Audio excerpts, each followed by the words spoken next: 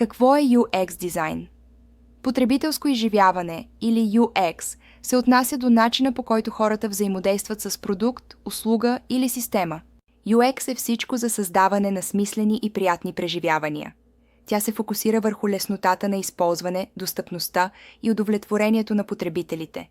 Нека разгледаме ключовите елементи на UX. Удобство за използване.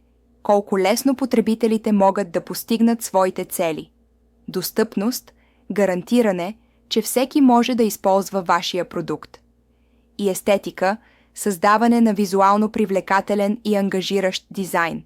Добър UX съчетава всичките три – използваемост, естетика и достъпност. Защо UX има значение? Защото отличният UX подобрява ангажираността, удовлетворението и лоялността.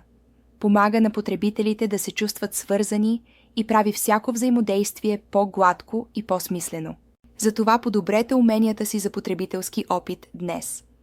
Присъединете се към нас в създаването на по-добри преживявания за всички.